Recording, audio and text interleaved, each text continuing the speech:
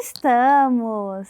Eu tô muito feliz, mais feliz que o normal, porque nós estamos aqui em Orlando, Hub por Elas especial em Orlando. É muito bom estar aqui e a gente tá muito chique, Buza. Nosso, é o quarto episódio esse, não sei se é o quarto ou o quinto. Quinto. E a gente já tá em Orlando, galera. Esses dias eu postei uma frase que até esqueci a frase. Ah, lembrei. O chão dos nossos pais... Dos nossos filhos. O teto dos nossos pais é o chão dos nossos filhos. O teto dos pais é o chão dos filhos. Por que eu tô falando isso?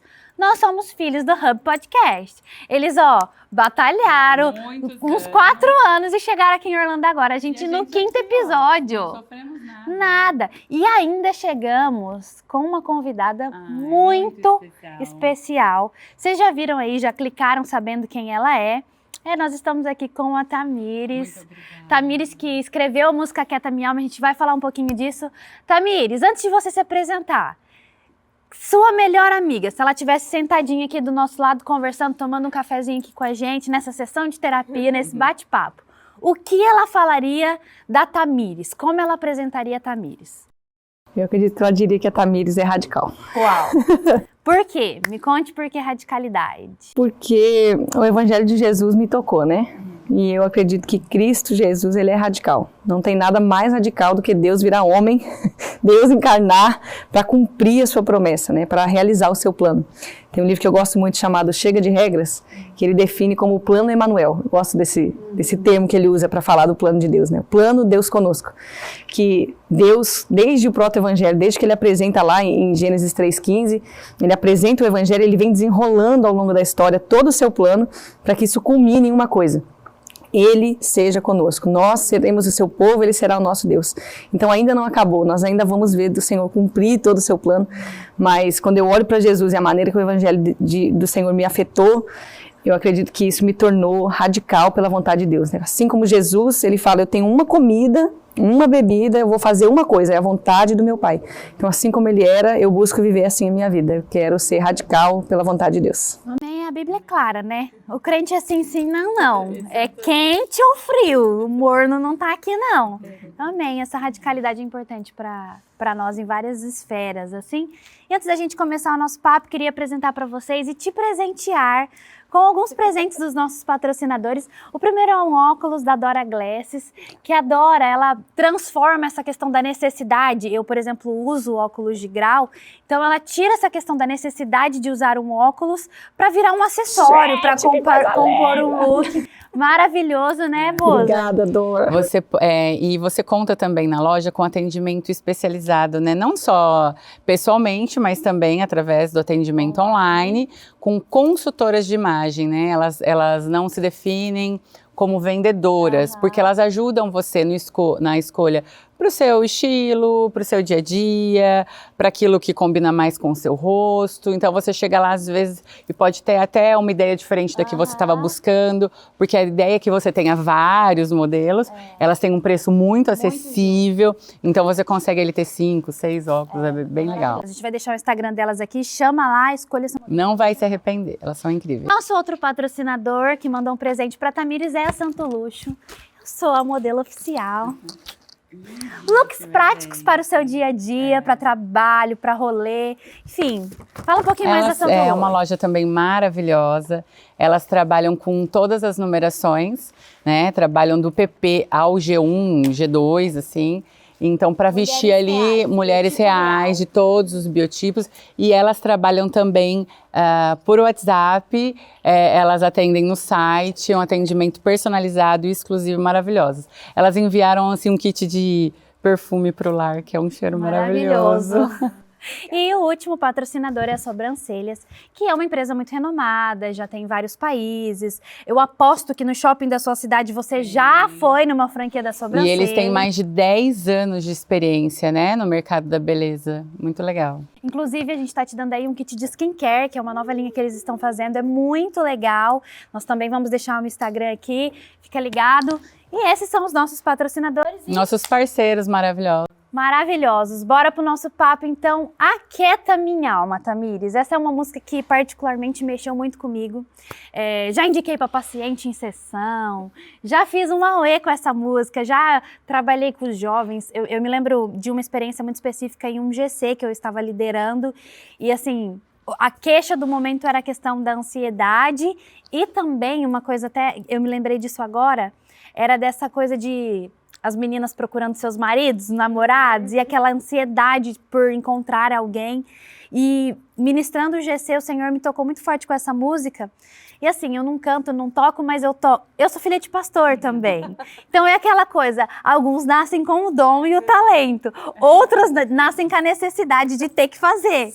O meu caso é a necessidade. E aí eu me lembro que eu peguei eu fui até no ukulele, toquei, cantei essa música num GC e foi um GC muito marcante pra mim, assim, sabe? A presença de Jesus veio muito forte.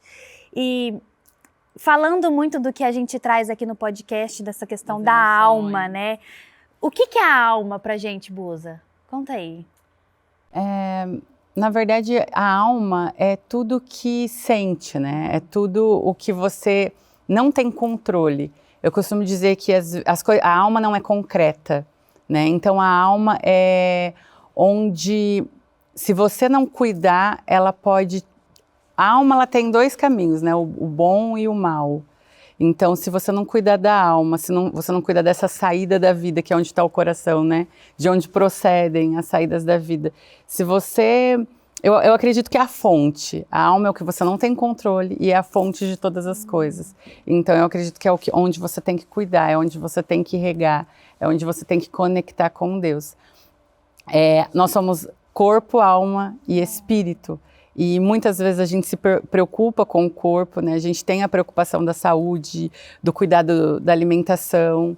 No espírito, aquele que é maduro no espírito sabe que precisa ter tempo com Deus, que precisa buscar a presença do Senhor. E muitas vezes a alma, que é a fonte que te direciona, que às vezes é o que te comanda nas suas atitudes, às vezes a gente não cuida, às vezes a gente deixa. E para mim a alma é isso, é a fonte da vida, né? Como é que foi para você, assim, essa experiência? O que está por trás de você precisar mandar a sua alma se aquietar? Salmos fala muito sobre isso, né? Aquieta minha alma. Então, conta pra gente um pouquinho. Olha, é muito, muito doido, assim, porque essa questão da alma, ela é abordada logo nos primeiros textos bíblicos, né?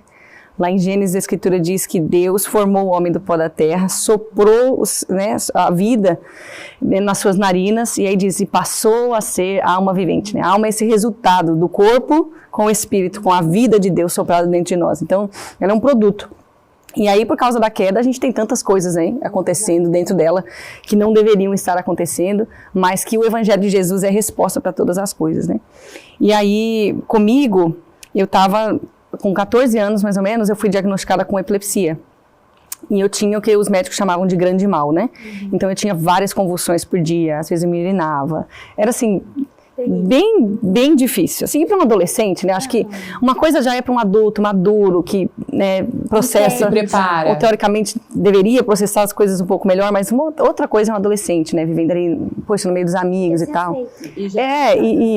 Não, imagina, mas você tá ali no meio da igreja, com todos os seus amigos, todo o pessoal da mesma idade, e de repente você cai no chão, você tremendo todo, perde controle, se urina ainda na frente de todo mundo. Imagina, não é a situação que ninguém quer viver, né? Então eu vivi essa fase muito difícil, assim, eu tinha às vezes 10, 12 convulsões no dia, eu tomava muitos remédios e eles não seguravam as convulsões. Enfim, eu estava nessa fase aí, aí eu cheguei com 17 anos, isso acontecendo ainda, e aí por causa disso eu perdi muitas coisas. Então a questão da liberdade, eu sempre fui uma pessoa mais independente, eu sempre tinha que andar com alguém do meu lado, porque senão eu podia cair, podia passar mal, precisava de ajuda e tal. Então foi bem intenso, assim, esses primeiros 3 anos do diagnóstico. E aí quando eu tinha 17 anos, eu lembro que eu tive uma convulsão muito forte, eu tomei banho, eu saí do banho e tive uma convulsão muito forte. Aí eu tive que voltar, né, e tal, e me troquei, beleza. Entrei pro quarto, assim, desolada, eu não aguentava mais. Porque o que os médicos diziam era o seguinte, você não sabe mais, a gente não tem mais o que fazer, e não tem como mais você continuar tendo tantas convulsões assim, e tava aquela troca de remédio, experimenta um, experimenta outro. Quando toma o remédio, as convulsões, elas param, né, elas estabilizam. Mas eu ainda tava, passei muito tempo testando o remédio, passei por vários. Exato.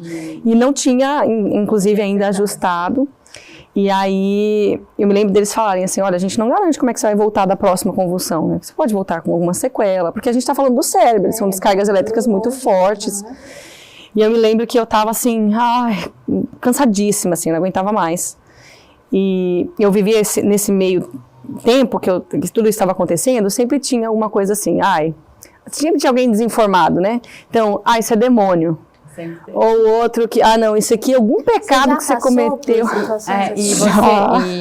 Já. E você acreditava nessas? Não, mas aquilo clareza, era uma pressão. Era mas só uma pressão. Mas você tinha clareza a respeito do que você estava vivendo? Tinha, graças a Deus eu tinha. Mas imagina assim, você é um adolescente, e aí você tem que passar pelo que você está passando, e ainda ajudar com a opinião pública daquilo que é a sua vida, que você está sentindo. Que você também não tem. Ou então quer chamar atenção, você está fazendo o que você quer chamar atenção, uma carência. Olha isso. Não, claro, com então, certeza. Aí vem especialista de todos os lados, né? Especialista de coisa nenhuma, que sabe de todas as coisas. Então eu tinha todas essas pressões e eu estava assim, realmente muito cansada, muito cansada. E aí eu entrei pro quarto, peguei o violão, peguei a Bíblia, e eu estava ali meditando já em Salmo 42, havia tempos. E aí eu comecei a cantar uma música do Salomão do Reggae. Que, inclusive, eu nunca achei essa música gravada em lugar nenhum. Alguém tinha me mandado um vídeo que eu nunca mais achei. E eu ouvi, era um vídeo que ele estava ministrando ao vivo. A gravação era bem ruim, assim, não era uma gravação mesmo. Não sei se depois disso ele já gravou, eu não sei dizer. Se não gravou, Salomão, por favor, irmão, grava essa música que ela é muito boa. Mas se chamava Odre na Fumaça. E ela dizia, mas quando haverá de me consolar? Preciso viver tuas promessas, baseada ali em Salmo 119, né? Que ele diz, eu estou como um odre na fumaça. O que é um odre na fumaça? Ou seja, aquela pele daquele animal que foi morto já. E depois disso está em cima do fogo, aquela coisa quente, defumando para tirar a impureza, né, e tal. E eu sabia que o Senhor estava fazendo algo no meu coração no meio de todo aquele processo, né? A Escritura diz que Jesus, ele aprendeu a obediência por aquilo que ele sofreu. Então, se Jesus aprendeu obediência pelo que sofreu, quanto mais a gente, nós vamos aprender obediência pelo que sofremos também. Então, eu acredito que essa é uma escola que Deus nos coloca, né? O sofrimento é um lugar de aprender a obedecer a Deus, não tem outra... O sofrimento faz melhor ao coração. E aí eu tava ali cantando essa música, ele fala, como odre na fumaça, preciso do teu vinho e tal, e depois disso eu comecei a chorar a melodia toda de Aquieta Minha Alma. Chorei. E só chorando e olhando ali pro Salmo 42, né, que diz, como a corça suspira pelas correntes das águas, assim a minha alma suspira por ti. E aí, o salmista, ele vai tendo uma conversa com ele mesmo, né, com a alma dele. E ele vai dizendo... E eu me lembro dessas coisas, as minhas lágrimas, ele fala de um estado de alma muito triste, né? Acredito ele já na depressão. Ele fala, as minhas lágrimas são o meu alimento de dia e de noite. Ele fala, eu não estou comendo, eu não durmo porque eu passo a noite chorando. É isso que ele fala. E aí as pessoas ainda estão me perguntando, tem uma pressão externa. Cadê o seu Deus, né? Onde está o seu Deus? Era a minha vida ali, né? Descrita no Salmo 42. E aí ele fala, mas eu me lembro dessas coisas. Ele fala, eu me lembro de quando eu saía em procissão à casa do meu Deus, multidão em festa. Ele faz aquilo que a Escritura diz em Lamentações, né, trazendo a memória o que dá esperança. E aí ele fala, então, por que você está abatido, minha alma? Então ele faz uma pergunta, se eu me lembro de tudo isso, por que você está perturbado dentro de mim? Espera. A resposta que ele dá para si mesmo, lembrando de toda a obra do Senhor, do seu real anseio, é espera em Deus. Mas ele não fala só esperar, espera porque é isso aí, porque vai passar. Ele fala de outra coisa, espera porque eu vou louvá-lo, porque ele é meu auxílio, ele é meu Deus, né? Espera porque ele está segurando você, ele está sustentando a sua vida. E aí para mim foi isso. E eu sentei ali, compus essa canção, escrevi ali tudo. E depois mostrei, né, para o pessoal do ministério na época e tal, acrescentou uma palavra ali, outra aqui. E aí lançamos na época e foi assim... Foi a segunda versão que lançou, que foi uma versão meio que ao vivo no estúdio, assim, que foi 2017. 1º de janeiro de 2017 lançou essa música. Eu nunca me esqueço, porque assim, passou o tempo, né, eu fiz 17 anos, passou o tempo, eu estava num evento de mulheres, e aí tinha 5.000 pessoas, mas veio uma irmã e pôs a mão na minha cabeça e falou, eu vejo seu cérebro em chamas. E assim, todo mundo sabia, entendeu? Porque eu passava mal em todo lugar, todo mundo sabia. Mas ela falou, eu vejo o seu cérebro em chamas e o Senhor está curando você hoje. Eu falei, amém. Mas falei, eu tô passando mal com o remédio? Não vou parar o remédio, eu vou continuar o remédio, e se Deus me curou, amém. 20 dias depois, eu fui me dar conta de que eu tinha esquecido de tomar o remédio fazia 20 dias. Não foi proposital, Não tipo, foi. não vou parar. Não foi. Isso é legal Foi também. o contrário. Eu falei, não vou parar não. Porque tem gente que assim, beleza, Deus... Ou então assim, vou tomar um passo de fé, Deus não falou nada, não tem... Para de tomar o remédio e fala, não, Deus vai fazer. Isso é imprudência, isso não é fé, né? Isso é imprudência. No meu caso, eu falei, não vou parar de tomar. E eu esqueci, e assim, eu sou bem organizada, eu sou de pessoa bem metódica. Eu me esqueci de tomar por 20 dias, e depois de 20 dias que eu fui me dar conta de que eu não tinha uma convulsão. Não, eu não tinha tomado remédio e não tinha tido mais nenhuma convulsão. Porque ela tinha convulsão mesmo tomando remédio. O tempo inteiro. Então, aquele dia mesmo, antes de começar o evento, eu tinha tido uma. Eu tive que trocar de roupa, enfim. Então, foi depois ali, aí eu fui no médico, refiz os exames, isso. Aí eu fui, marquei, refiz os exames, mostrei, realmente, não tem nada, e nunca mais tive. Então, o Senhor me tocou ali, me curou. E aí, quando eu fui gravar essa segunda versão, que era ao vivo no estúdio, lançou dia 1º de janeiro de 2017, aí deu aquele estouro, né? A música estourou, assim, alcançou muita gente. Mas eu nunca esqueço de um testemunho de uma moça, que ela me mandou na época, não lembro agora se era no Facebook, eu acho que foi uma coisa assim. Mas ela estava num quarto de hotel, que ela estava decidida a se matar. Ela ia se matar aquele dia, e ela estava já com a faca na mão, que ela ia entrar pro banheiro e se cortar, né, e se matar e tal. E o celular dela começou a tocar sozinho, essa música. Meu Deus! E ela com a faca na mão. Ela disse que assim, ela viu, ela não sabe como, a faca voar longe, e ela cair de joelho, e ela ser tocada pelo Espírito Santo, e a partir daquele dia ela entregou a vida dela pro Senhor. Ela desistiu da morte, e o Senhor alcançou ela. Então, eu olhei isso assim, e assim, muitos testemunhos, eu não tenho, são milhares de testemunhos, esse me marcou demais mesmo. E gente sonhando com a música, gente que nunca tinha ouvido a música, mandando mensagem, olha, eu sonhei com essa música, fui procurar na internet, e essa música existia e Deus falou comigo. Enfim, muitas coisas, consolo de gente que tinha perdido familiares e tal, enfim. Mas eu fico olhando assim, como Deus tem essa capacidade de fazer o que ele falou para o apóstolo Paulo, né? Com as consolações que você recebeu do Senhor, consola os seus irmãos. Então eu fico olhando assim para minha história, foi muito difícil, não foi fácil, foi muito difícil. Mas eu olho assim, se eu não tivesse passado pelo que eu passei, vivido o que eu vivi, sentado aos pés do Senhor e falar, tá aqui, eu vou fazer o que o salmista está fazendo, porque eu mesmo não tenho resposta, todas essas outras pessoas não teriam sido alcançadas pelo Senhor também, né? Então eu acredito que todas as coisas debaixo do céu ainda estão contribuindo para o nosso bem, ainda que a gente não enxergue. Então naquela época eu estava assim, acabada, destruída e tal, e com todo aquele diagnóstico, aquele monte de gente sem noção no meio, mas o Senhor ainda assim extraiu algo bom disso tudo. E ainda me curou, não precisava, né? Ele não precisava me curar, mas ele ainda me curou no meio do caminho, e glória a Deus, o Senhor é bom. E é assim, é muito interessante porque aquieta minha alma é uma ordenança. Você está dando um mandamento para tua alma, né? Então, e a Bíblia, ela usa muito isso. E é claro que não é à toa, mas uma técnica, por exemplo, muito usada na psicologia, em transtornos de ansiedade, porque a gente tem, né, uma série de tipos de transtorno de ansiedade, é essa ordenança para a alma. É claro que eles não vão usar esse nome. Mas é uma autorregulação, exatamente. né? Você tem até uma técnica muito legal que a gente usa muito em sessão, quando um paciente está tendo uma crise de pânico, até vou ensinar, até é interessante, assim, você precisa se concentrar nos 5 sentidos. Então, a pessoa está tendo uma crise de pânico ou até mesmo uma crise de ansiedade, você fala para ela, me fala 3 coisas que você pode ver. Então, eu posso ver a Tati, eu posso ver a Tamires e eu posso ver a cortina. Me fala 3 coisas que você pode ouvir. Eu posso ouvir o ar-condicionado, eu posso ouvir a chuva lá fora e eu posso ouvir as pessoas dos bastidores. Me fala 3 cheiros que você consegue sentir. Eu sinto o cheiro no ambiente, eu sinto o cheiro do santo luxo e eu sinto o cheiro da minha roupa. Então, por que a gente faz isso? Porque é um mandamento para o nosso cérebro para nos trazer de volta para o presente e falar, eu tenho controle. Eu tô aqui. Então essa ordenança para a alma, ela é usada na psicologia de uma forma muito intensa. Em várias sessões de terapia, eu me lembro de trazer o paciente para a realidade num lugar assim, a pessoa está em sofrimento, eu preciso acolher esse sofrimento porque não é o caminho não acolher e não sentir, nós precisamos sentir, mas em muitos casos eu preciso falar, peraí, você sabe que você não está triste, né? Você está querendo se apegar a sofrimento. Então avisa a tua alma, avisa o teu corpo que você não está triste. Como que a gente faz isso? trazendo a gente para a realidade. Eu precisei fazer muito isso comigo no meu puerpério, que é recente, o Zion tem 6 meses, e eu me lembro que a crise que eu entrei ali naqueles primeiros dias foi muito específico, assim, né? Foi medo dele morrer.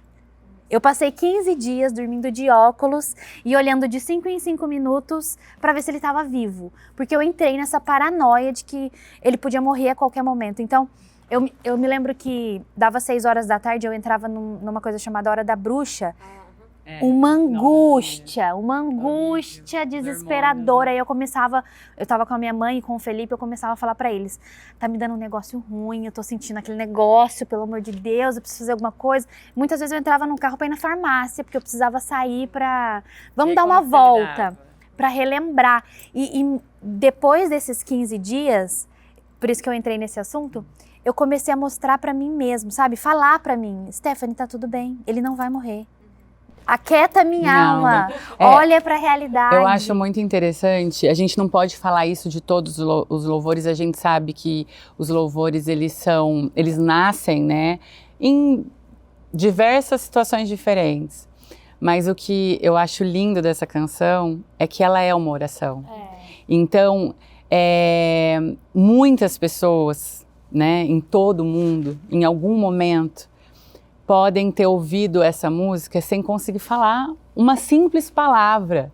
Só que só de estar ali, ouvindo e cantando... Não, como ela nasceu, num choro, exato. Num choro então, de melodia. É o tipo de uma canção que ela ora por você.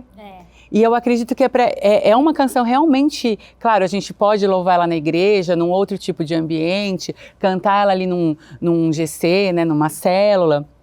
mas que ela tem um papel específico na sua oração ali de Mateus 6,6. No seu momento, né?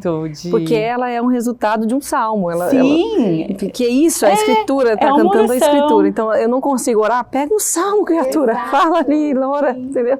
Ora a palavra, isso é tão importante. Eu amo salmos, né? Mas eu sei que tem algumas pessoas que são muito tocadas pelos louvores, né? A grande parte. Por exemplo, uma pena da gente não ter o registro da melodia do salmo. Né? E eu acredito muito nesse papel dessa música, de ser uma oração para quem está nesse momento, né? Porque às vezes não tem acesso ali a uma sessão de psicanálise, né? De terapia, às vezes não consegue orar, tá ali naquele momento de tanta dor que não consegue nem falar, mas...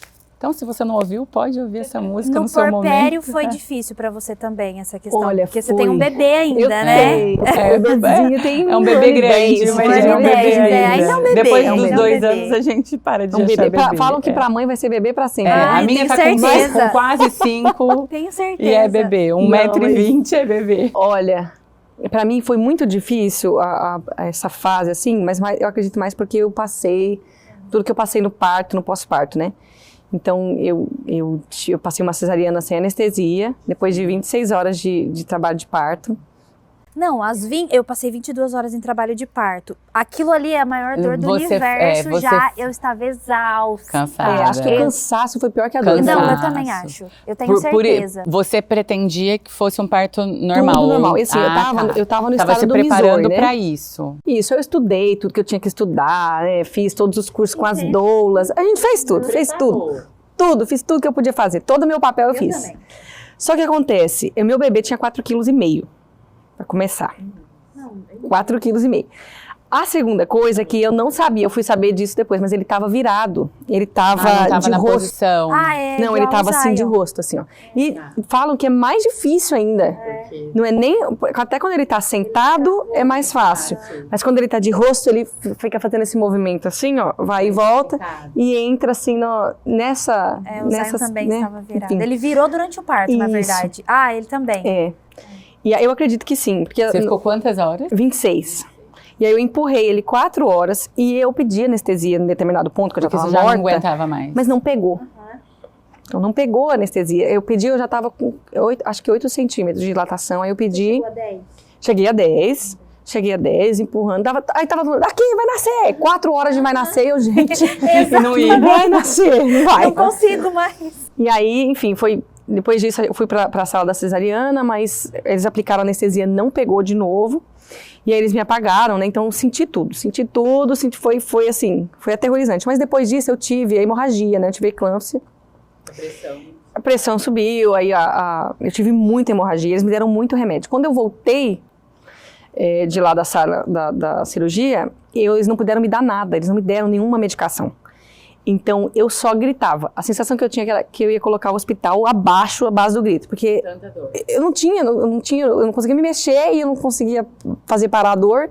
E eles olhavam pra mim e falavam, não tem nada pra fazer. E aí, o máximo que eles fizeram, eles me deram uma injeção de lidocaína na barriga, que o médico falou, não vai fazer nada. Eu vou te dar, mas não vai fazer nada. E realmente não fez nada, ele não tava mentindo. E depois eles me deram Benadryl, que é um remédio pra alergia, que só te deixa grogue. Então, o que o remédio fez? Me fez parar de gritar. Ah, tá. Só. Eles queriam o te comodismo pra eles. Por favor, fica não quieta. Não era pra você. Aguenta a dor aí, então é isso, eu só tava grogue com muita dor. E aí a primeira semana, por causa de tão fortes os remédios que eu tomei, eles não me deixaram amamentar o John. Então eu não podia amamentá-lo. Aí eu voltei pra casa, sem poder amamentar. E aí fui tentar essa amamentação. E a amamentação foi muito difícil pra mim, mas muito difícil. E aí depois de tudo dar errado, assim, eu sou bem radical, como eu disse, né? Uma coisa eu tinha posto na minha cabeça. Eu vou amamentar esse menino. Mas nem que seja a última coisa que eu faço na minha vida, eu vou amamentar esse menino. Vai dar certo. Só que assim, era uma dor imensa, ele tinha um freiozinho, e eles não fizeram a operação aqui e tal, né? Então assim, eu tava em carne viva, e aí eu lembro que eu comecei assim, quando ia dando perto da hora dele mamar, assim, porque a cada 1h30, mais ou menos, ele queria mamar. E aí eu sentia, né, porque você tem todos os sinais corporais e tal, quando ia dando perto da hora, eu ia tendo uma sensação de que eu ia desmaiar. Aí me dava falta de ar, aí começava a suar. Aí isso aqui não tá certo, tem uma coisa errada. Aí liguei, eu faço terapia até hoje, eu tenho uma psicóloga que é uma linda. Desde que eu cheguei nos Estados Unidos eu faço. Tem sido uma benção, ela me deu alta algumas vezes, aí eu volto de novo, falo, não quero alta não, vou ficar aqui. Mas é uma benção, uma ferramenta muito boa. Apesar de que, assim, tem muitas coisas, você estava falando até, né, sobre as técnicas da psicologia e tal. Eu fico olhando, a ciência demorou tanto para descobrir, né? Se você passar tempo olhando para o céu, o azul do céu acalma a ansiedade, o verde, né? Se a gente tivesse só ouvido a palavra de Jesus... Lido a Bíblia. O problema é que a gente não lê, é que a gente lê. A psicologia não inventou nada. Tirou tudo da Bíblia ali e transformou. Eu fico olhando assim, Jesus fala, olha, ele fala isso, não andeis ansiosos. Olha para o céu, veja os pássaros. Olha para as flores. Tenha contato com a natureza. Olha para os campos. Isso a ciência descobriu não tem muito tempo. Se você passar algum tempo olhando para o azul do céu, aquele azul do céu, ele acalma a sua ansiedade. Jesus já tinha falado, não anda ansioso, olha para o céu. Não anda ansioso, olha para o céu. Não anda ansioso, olha para a flor. Então assim... Poxa vida, se a gente estivesse obedecendo, talvez a gente não estava tão ansioso. Se todo mundo assim. tiver uma chácara, já seria ótimo. Uma chácara Uma chacrinha. Mas, aí eu tava ali nesse tempo, aí eu liguei pra minha psicóloga e tal, falei, Dani, me ajuda e tal, eu tô assim, ela, então vamos lá. E eu tava começando a ter crise de ansiedade toda vez que eu ia amamentar, porque era muita dor. Eu acho que era a dor da cereja do bolo, sabe? Por quê? Depois que eu saí do hospital, eu tive tromboembolismo pulmonar. Ah, pelo amor de Deus. Aí eu voltei pro hospital com tromboembolismo pulmonar. E o Senhor fez um milagre também, assim, que foi realmente, quando eu tava encaminhando já pra cirurgia de coração e pulmão, porque o coágulo tava subindo muito rápido, né, estavam preocupados de eu virar óbito muito rápido. Quando eu tava subindo, a minha perna desinchou, a dor sumiu, eu comecei a respirar de novo, e aí lá foram eles refazer os exames, e o Senhor tinha operado um milagre, eu não precisei fazer, acho que eles teriam me matado daquela cirurgia. Se não cesárea já foi daquele jeito. Foi, meu Deus, assim, a medicina, acho que o pessoal não sabe foi tanto assim, mas a medicina rápido, aqui é bem complicada. Assim. Foi coisa de, eu voltei pro hospital, 3 dias depois da cesariana, eu pedi pra ir pra casa, porque o remédio que eles davam era Advil, e você ficar me acordando a cada 2 horas, né, o John também, me leva pra casa. E aí, com 7 dias, eu voltei pro hospital. E aí, só que eu passei 2 meses depois de voltar, eu passei 2 meses com crise de ansiedade antes de amamentar. E aí eu pensava naquela dor, e veia o sangue e tudo, e aquele desespero. Mas eu enfiei na minha cabeça, eu vou amamentar esse menino. Ele mamou até 1 ano. Aí você voltou nesse processo pra terapia? Aí eu voltei pra terapia. Legal. Mas o que realmente me centrou foi uma experiência que eu tive com o Senhor. Sim. Que eu tava amamentando de madrugada. E aí o Senhor falou comigo, Tamires, escreve pra mim seu plano de parto. Porque pra mim era um negócio assim, olha, tudo que eu queria deu errado, tudo. Tudo que eu estudei, tudo que eu programei e tal. Aí eu comecei a escrever. Quando eu comecei a escrever meu plano de parto, eu tava no bloco de notas, enquanto amamentava o John de madrugada. E aí eu comecei a escrever, ó, Senhor, desde que quando o Senhor falou pra mim que o Senhor me dá um filho, o John não tinha nem nascido, não tinha nem suspeita de gravidez. O Senhor falou, eu comecei a estudar. Fui atrás de tudo a respeito de criança, de amamentação, de parto, de tudo. Me preparei de todas as maneiras, conversei com mulheres mais velhas, fui procurar na escritura. Tudo que eu podia fazer, eu fiz a minha parte. Aí, nessa hora eu precisei respirar, né? Aí eu tomei um fôlego, quando eu respirei, assim, aí o Espírito Santo falou pra mim assim, eu sou mais glorificado na sua morte do que no seu plano. Aí eu me lembrei de Lázaro, né? Que ele tinha um plano, manda chamar Jesus que Jesus vai me curar. E Jesus tinha outro plano, que era que Lázaro morresse. Morre. Então ali eu vi morrer toda a minha vontade, tudo que eu tinha idealizado de como seria o nascimento do meu filho. Só que, assim, a partir daí eu acredito que o Senhor mudou algo tão lindo no meu coração. Eu compus uma música a respeito disso, chama De Um Jeito ou de Outro. E aí a letra começa assim, ela diz, será que o teu amor pode ser assim tão violento? Que não me poupará da dor até me ter por inteiro? Nossa. Será que teu espírito pode ser tão ciumento, né, Tiago? O espírito zela com ciúme, que marcará o encontro nos extremos do meu sofrimento? Tu terás o meu coração de um jeito ou de outro, e nada irá me separar de ti. Na armadilha da euforia serei teu, na armadilha da agonia serei teu. E aí eu coloquei uma frase da Teresa de Ávila, que ela falou, eu coloco ali, né? Me estarrece a maneira que desejas teus amados. E se é assim que trata os seus amigos, não me impressiona que tenhas tão poucos. Nossa. Mas eu quero ser teu amigo, Deus. Custe o que custar, venha o que vier, eu quero te conhecer. Pois ainda não se manifestou o que haveremos de ser, mas quando ele vier, seremos como ele é.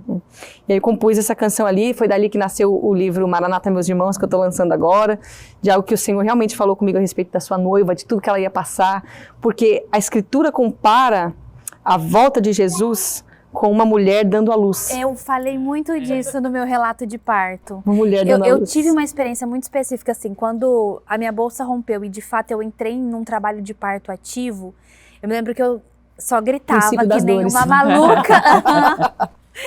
E eu entrei no chuveiro, assim, né, minha doula me levou pro chuveiro, eu fiquei ali e eu comecei a chorar, não de dor, mas eu só me lembrava da cruz.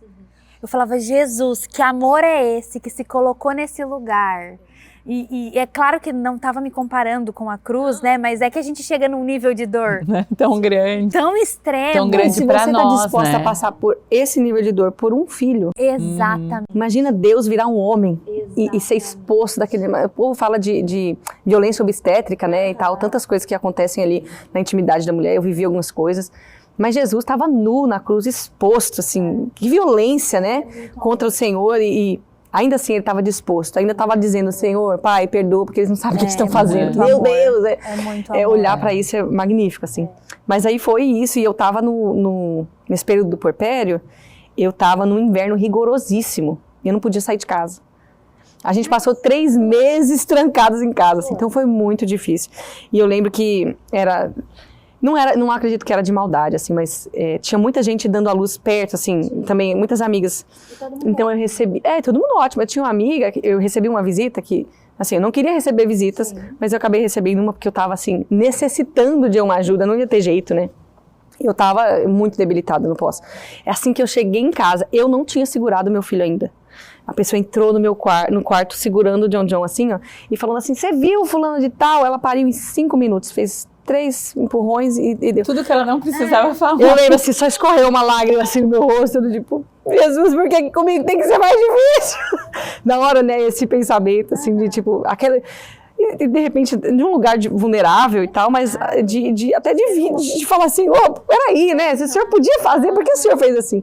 E eu enxergo o plano do Senhor nisso tudo, mas eu sei, assim, também, quantos testemunhos recebi de várias mulheres. Sem contar a tua história, né, de infertilidade, que não vai dar tempo da gente entrar aqui. Não vai. Mas que também, querendo ou não, meu Deus, é um milagre. Tudo, o Senhor, eu acredito que Deus tem um propósito lindo para John, porque o Senhor pegou 2 estéreis, assim, e fez um milagre. Mas eu acredito que tem uma coisa que eu acho que eu queria mencionar, que é uma pressão, assim, que fica... Graças a Deus eu não precisei viver isso, porque eram muitos anos com o Senhor antes desse lugar, né? Mas uma pressão nas novas mães, De tipo assim, ó, você tem que orar, você tem que ler a Bíblia, você tem que não sei o que, você tem que... Eu tenho que, né? Só que é uma fase diferente. Eclesiastes fala sobre isso. Tem tempo para todas as coisas. Então eu queria dizer para as mamães, recém-mamães, né, que tiveram filhos há pouco tempo, têm filhos pequenos. Pega todo aquele estoque do que você aprendeu com o Senhor. Agora você vai aplicar.